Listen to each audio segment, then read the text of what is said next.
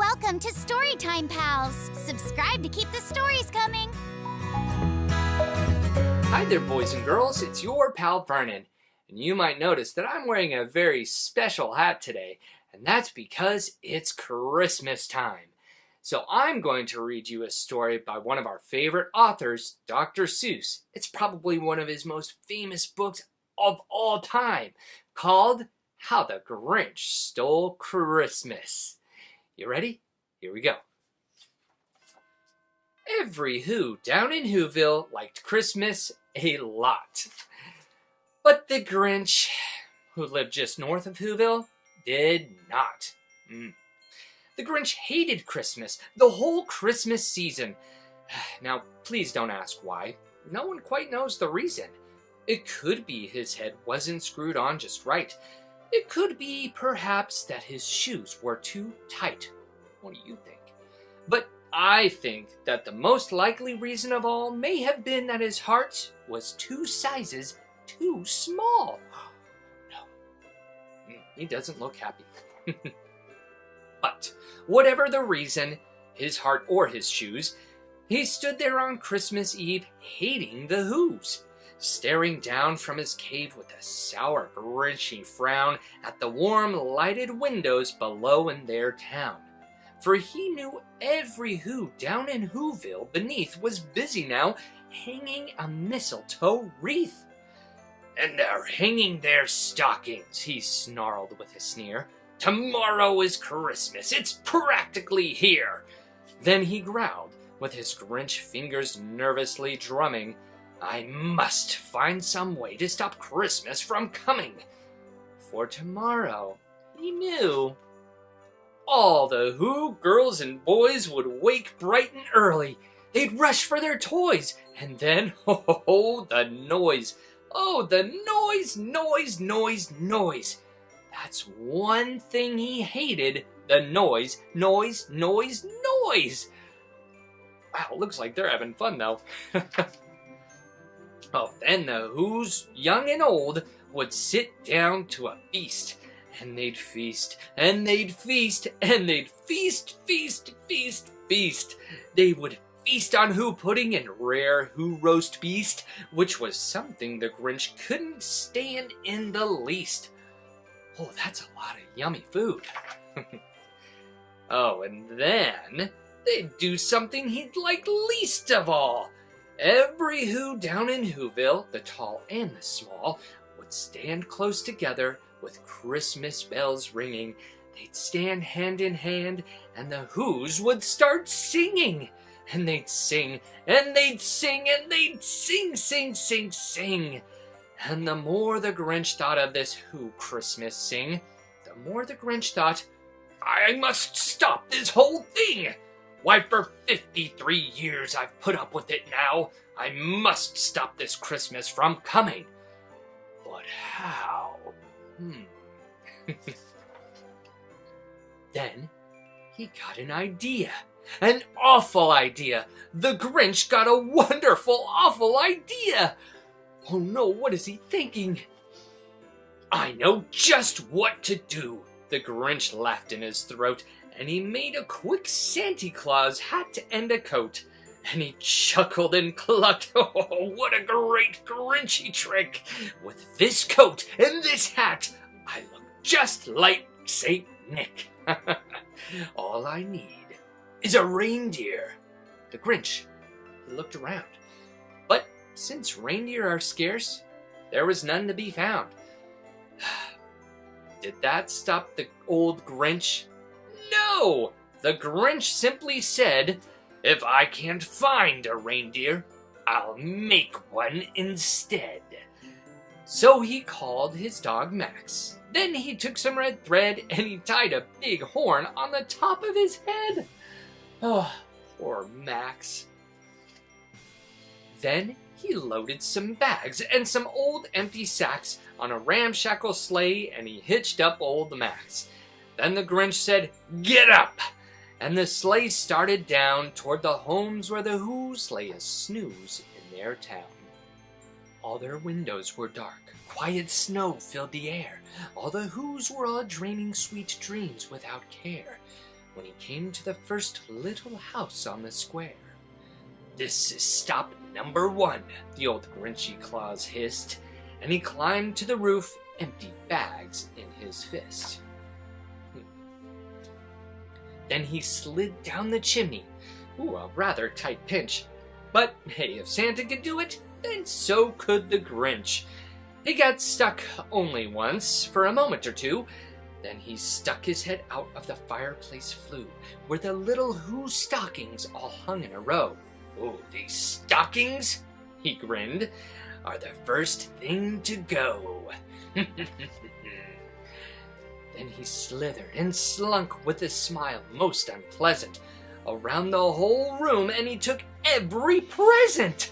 Pop guns and bicycles, roller skates, drums, checkerboards, tricycles, popcorn, and plums. And he stuffed them in bags.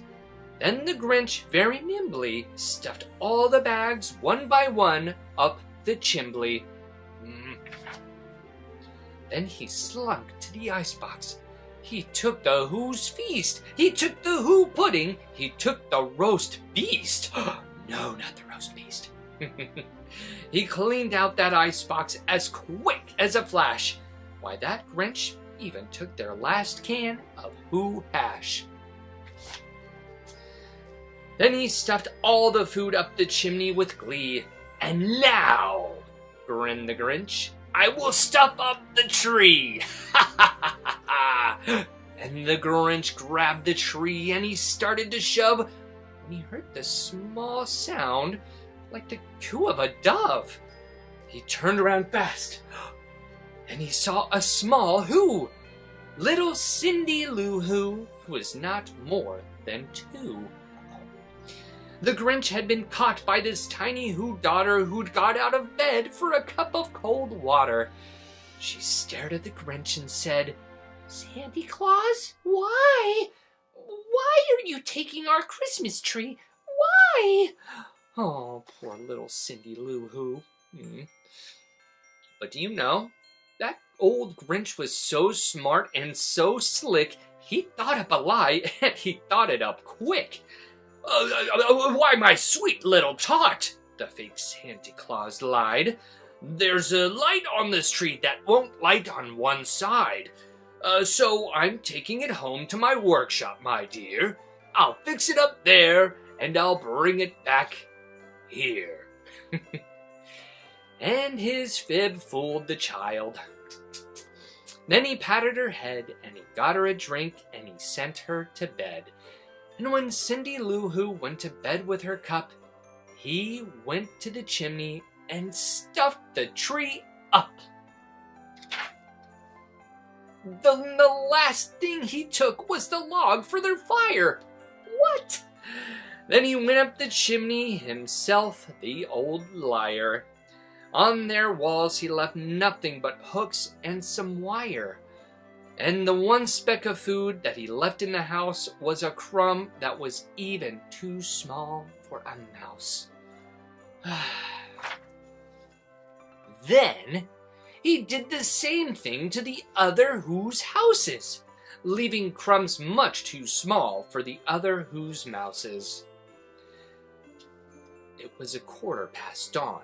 All the Who's still abed, all the Who's still a-snooze, when he packed up his sled, packed it up with their presents, the ribbons, the wrappings, the tags and the tinsel, the trimmings, the trappings.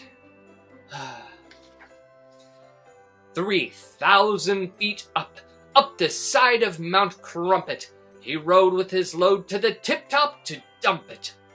"Pooh-pooh to the Who's," he was grinchishly humming.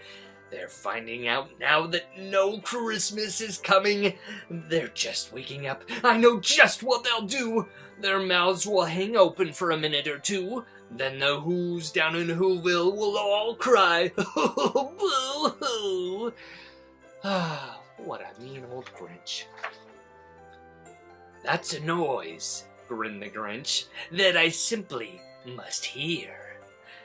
So he paused. The Grinch put his hand to his ear, and he did hear a sound rising over the snow. It started in low, started to grow.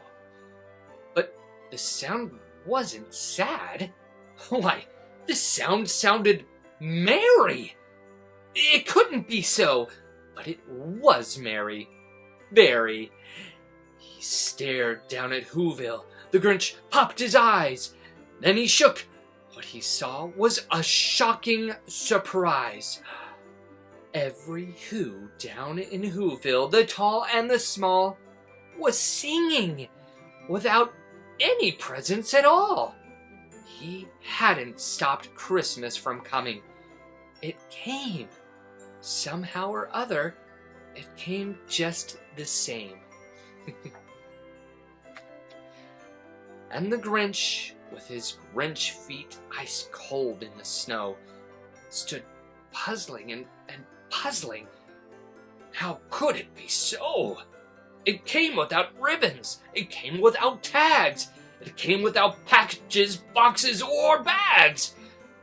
And he puzzled 3 hours till his puzzler was sore. Then the Grinch thought of something he hadn't before. Maybe Christmas, he thought, doesn't come from a store. Maybe Christmas, perhaps, means a little bit more. What do you think? And what happened then? Well, in Who-ville they say that the Grinch's small heart grew 3 sizes that day.